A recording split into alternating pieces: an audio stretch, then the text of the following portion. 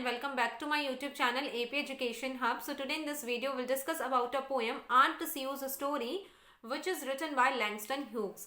So guys आज इस video में हम डिस्कस करने वाले हैं Aunt Sue's Story पोएम के बारे में जिसके पोइट हैं लैंगस्टन ह्यूग्स. लैंगस्टन ह्यूग्स ने इसको लिखा है. आपके सिलेबस में 3 पोएम्स है लैंगस्टन ह्यूग्स की जो कि आएंगी. The Negro speaks of rivers and the south I have already uploaded. सिर्फ द आंट स्यूज स्टोरीज रह गया था which we are going to discuss today. So हम देख लेते हैं कि आंट स्यूज स्टोरीज के बारे में क्या क्या चीजें डिस्कस करने वाले हैं. So, as we always do, we'll discuss about introduction to the poet Langston Hughes. Then we'll discuss about the introduction to the poem Aunt Sue's Story. Then we'll discuss about line-wise explanation. And then summary and analysis. After that, we'll discuss about themes and symbols. So guys, ये सारे topics आज इस video में हम discuss करने वाले हैं. So ये सारे टॉपिक्स आपको अच्छे से क्लियर हो जाएं, इसके लिए आप इस वीडियो को लास्ट तक जरूर देखना. और अगर आपको ये वीडियो पसंद आए तो इस वीडियो को लाइक और मेरे चैनल को सब्सक्राइब जरूर कर दें. So without any further delay, let's discuss about introduction to the poet Langston Hughes. So guys, here is the introduction to the poet Langston Hughes. Langston Hughes is an American poet, social activist, columnist, novelist, dramatist, essayist and playwright.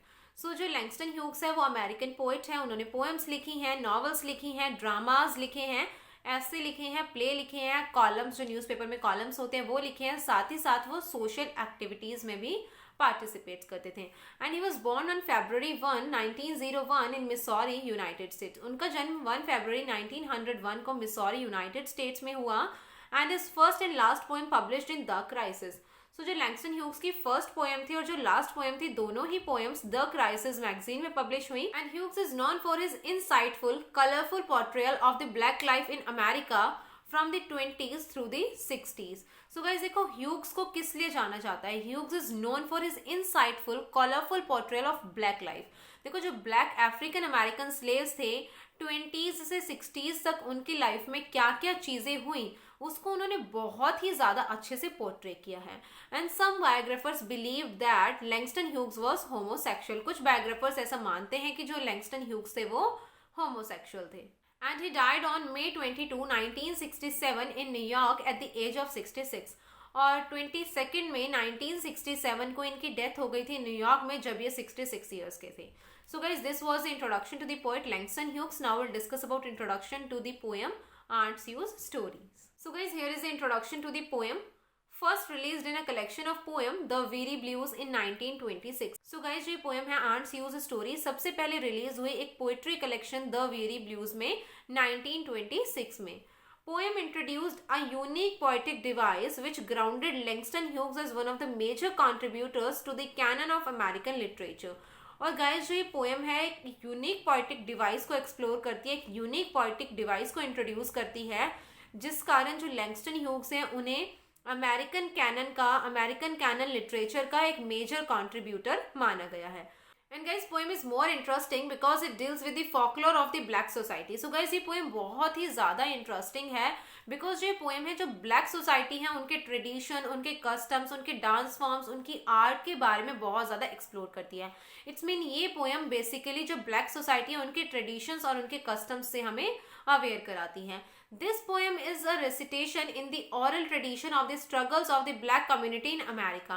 और जो poem है ये oral tradition में America के मतलब black community जो है, African American slaves वाली जो कम्युनिटी है उनके ट्रेडिशन में ये रिसाइट भी होती है. And both performer and the story teller is Aunt Sue. So guys देखो, इस पोएम में जो परफॉर्मर है और जो स्टोरी टेलर है वो आंट स्यू ही है, who is upholding the tradition of American oral folklore. मतलब जो अमेरिकन oral folklore, जो अमेरिकन oral कस्टम है, ट्रेडिशन है, उसके बारे में ये अपहोल्ड करती है. सो परफॉर्मर भी और स्टोरी टेलर भी कौन है? Aunt Sue. So guys, here is the line wise explanation of this poem. Aunt Sue has a head full of stories. Aunt Sue has a whole heart full of stories. Summer nights on the front porch, Aunt Sue cuddles a brown-faced child to her bosom and tells him stories. So guys देखो, जो Aunt Sue है वही story teller है और वही performer है, हमने ऊपर देखा. So जो Aunt Sue है वो एक ओल्ड विमेन है और वो नरेट करती है स्टोरी एक बच्चे को. सो जो आंट स्यू है वो ओल्ड रिलेटिव भी समझ सकते हैं हम इस बच्चे का. So aunt Sue has a head full of stories. Aunt Sue के माइंड में, आंट स्यू के हेड में बहुत सारी स्टोरीज हैं. Aunt Sue has a whole heart full of stories. उनके दिल में भी बहुत सारी स्टोरीज हैं. एंड गाइज देखो जो ये स्टोरीज हैं, these are not fairy tales और इमेजिनरी स्टोरीज। ये स्टोरीज हैं उनके ऑन लाइफ एक्सपीरियंसेस के बारे में, वो एक्सपीरियंसेस जो उन्होंने खुद एक्सपीरियंस किया, उनके खुद के लाइफ एक्सपीरियंसेस की ये स्टोरी है। तो गाइस साउदर्न अमेरिका में नाइट टाइम पर जो ये आंट स्यू है एक छोटे बच्चे को स्टोरीज नरेट करके सुनाती है। और आंट स्यू जिस बच्चे को स्टोरी नरेट करके सुनाती है, he was never enslaved, it's mean he was born free. वो कभी भी स्लेव नहीं बना। जिस टाइम पर वो पैदा हुआ उस टाइम पर स्लेवरी खत्म हो गई थी। Like the poet of our poem Langston Hughes, he was not enslaved. उसे भी जो ये सारी स्टोरीज पता लगी हैं उनके एंसेस्टर्स के थ्रू पता लगी हैं। जो लैंगस्टन ह्यूग्स है उनकी ग्रैंड मदर और जो उनकी आंट थी, उन्होंने उनको इन एक्सपीरियंसेस के बारे में, इन ब्रूटल बिहेव और क्रुएलिटी के बारे में बताया जो कि अफ्रीकन अमेरिकन स्लेव्स ने सही थी। सो यहाँ पर जो आंट स्यू स्टोरीज सुनाती है उस बच्चे को, वो स्टोरीज होती है जो उसके लाइफ एक्सपीरियंसेस होते हैं as a African American slave. So guys देखो, it's mean in the first stanza aunt Sue क्या बता रही है कि उसके माइंड में और उसके हार्ट में बहुत सारी स्टोरीज हैं उनके एक्सपीरियंसेस के बारे में। उनके दिमाग में वो स्टोरीज हैं, बट फिर भी उनका जो दिल है वो साउदर्न अमेरिका से आज भी जुड़ा हुआ है। Black slaves working in the hot sun and black slaves walking in the dewy night and black slaves singing sorrow songs on the bank of a mighty river mingle themselves softly in the flow of Aunt Sue's voice, mingle themselves softly in the dark shadows that cross and recross Aunt Sue's stories. So guys देखो ये stanza हमें क्या बता रहा है। Black slaves working in the hot sun, कि जो black slaves हैं, देखो स्लेव से बहुत ज्यादा काम कराया जाता था और वो किसके लिए काम कर रहे थे? अपने मास्टर्स के लिए, जो उनके वाइट मास्टर्स थे उनके लिए। मतलब हॉट सन, पूरी गर्मी के दिनों में भी उन्हें पूरे पूरे दिन काम करना पड़ता था। And black slaves walking in the dewy night, और रात के टाइम पर भी वो काम करते थे, वॉक करते थे। मतलब जो उनके वाइट मास्टर्स थे उनके लिए उन्हें काम करना पड़ता था। एंड गाइस इन्होंने अपने ब्लैक मास्टर्स के लिए तो काम किया ही साथ इन्होंने अपनी खुद की फ्रीडम के लिए भी काम किया। बिकॉज देखो they work hard for the freedom, इन्होंने बहुत ज़्यादा मेहनत की फ्रीडम पाने के लिए।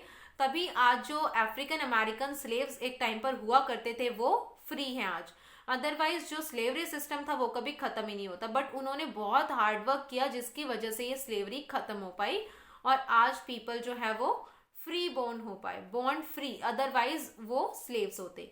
सिंगिंग सोरो songs on the banks of mighty river, मतलब वो सोरो सॉन्ग्स गा रहे हैं उनके जो एंसेस्टर्स हैं जिन्होंने उन्हें फ्रीडम दिलवाई। बिकॉज देखो जो वो ब्लैक स्लेव्स थे उन्होंने उन लोगों को फ्रीडम दिलवाई, मतलब एक न्यू अमेरिका के लिए उन्होंने वर्क किया, हार्ड वर्क किया एक न्यू अमेरिका बनाने के लिए।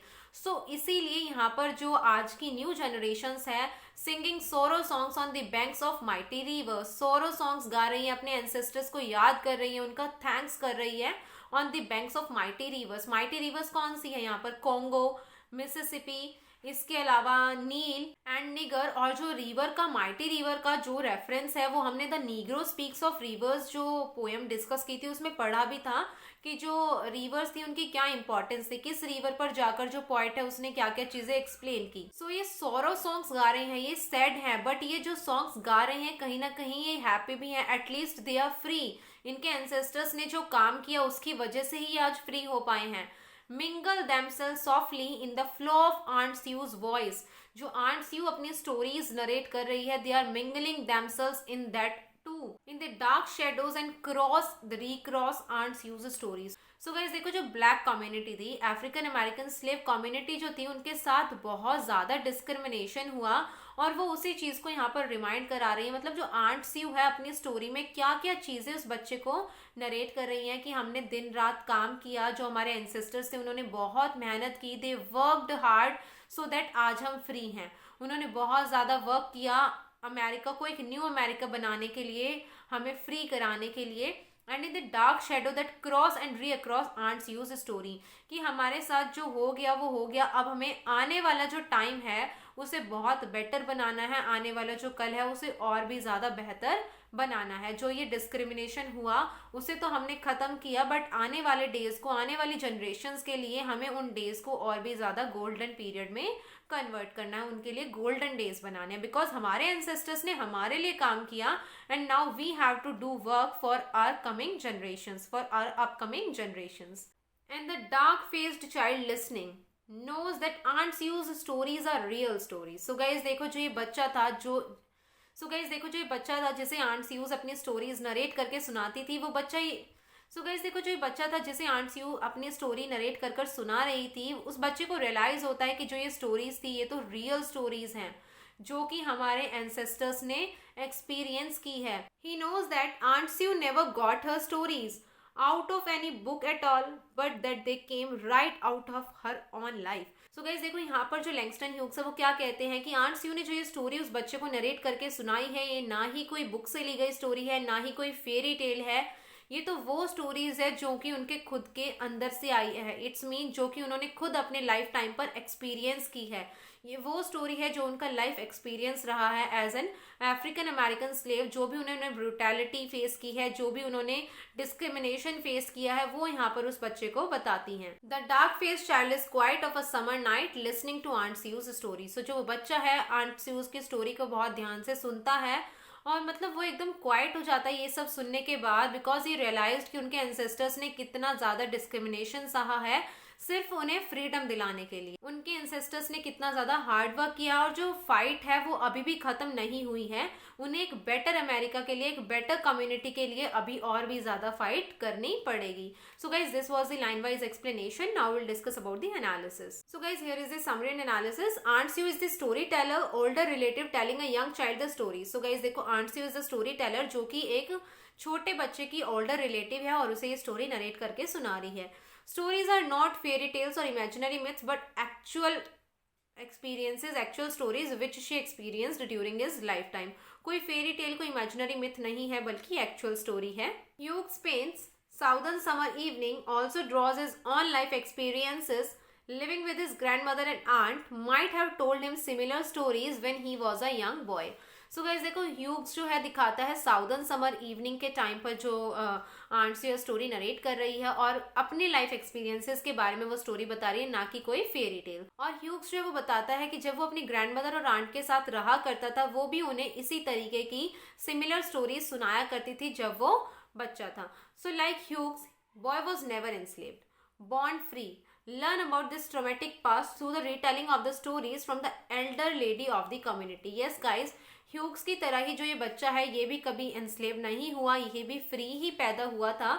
और जो ये ट्रॉमेटिक पास्ट था, इनका डिस्क्रिमिनेटिव पास्ट था, इसके बारे में उन्होंने एक्सपीरियंस नहीं किया, बल्कि उन्हें स्टोरीज के थ्रू पता लगता है जो कि उनकी कम्युनिटी की लेडीज उन्हें नरेट कर कर सुनाती है, ईदर देयर मदर, आंट और grandmother. Aunts use stories are narrated with an intermingling of head and the heart. Obviously head and heart दोनों का यूज है. दिमाग में वो स्टोरीज है और दिल में है कि उन्होंने इन सब चीजों को सहा था. Readers are immediately drawn into the poem, become emotionally invested like the child. So guys देखो जो रीडर्स हैं वो भी इस स्टोरी में पूरे तरीके से डूब जाते हैं, वो भी इमोशनली अटैच हो जाते हैं स्टोरी से जैसा कि वो बच्चा हो जाता है. And then Aunt Sue recalls the days of slavery. जो स्लेवरी के दिन थे उसके बारे में आंट स्यू बात करती है कि उन्होंने दिन रात मेहनत करी है अपने व्हाइट मास्टर्स के लिए. इट्स मीन उन्होंने हमारे लिए, हमारी फ्रीडम के लिए काम किया. Symbolises the physical labour of African American community in building the nation of USA. देखो ब्लैक अफ्रीकन अमेरिकन स्लेव्स ने काम किया अपने मास्टर्स के लिए. सो इट्स मीन जो अमेरिका इतना ज्यादा डेवलप हुआ उन स्लेव्स के फिजिकल लेबर की वजह से ही हुआ. Symbolizes the hard work of child ancestors which did it possible for him to be born as a free person. Obviously उनके एंसेस्टर्स ने बहुत हार्ड वर्क किया जिसके कारण वो as a free person born हो पाए हैं.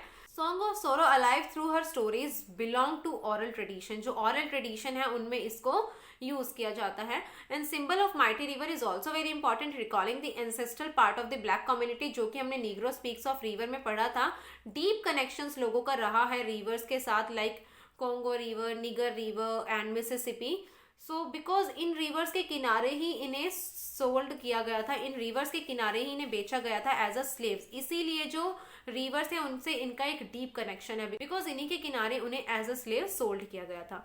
By listening these stories, younger generation cross and recross paths with their ancestors as learn to remember the history of enslavement, new future grounded in equality. So guys देखो जब ये story सुनती है younger generation, so एक नए path की तरफ जाने का उन्हें एक मोटिवेशन मिलता है कि हमारे एंसेस्टर्स ने बहुत ज़्यादा हार्ड वर्क किया और वो अपने एंसेस्टर्स की हिस्ट्री को रिमाइंड करते हैं किस तरीके से वो स्लेव थे और उन्होंने हमारे बेटर फ्यूचर के लिए काम किया. So we have to do work hard for new future grounded in equality. And child realizes की जो ये स्टोरी थी किसी बुक से नहीं थी, बल्कि हमारी प्रीवियस जो जनरेशन थी उनके खुद के एक्सपीरियंसेस थे.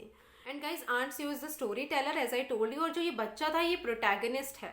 ही लिसन्स, वो सुनता है, अपने आप को कनेक्ट करता है अपने एंसेस्टर्स के साथ और अपनी हिस्ट्री के साथ.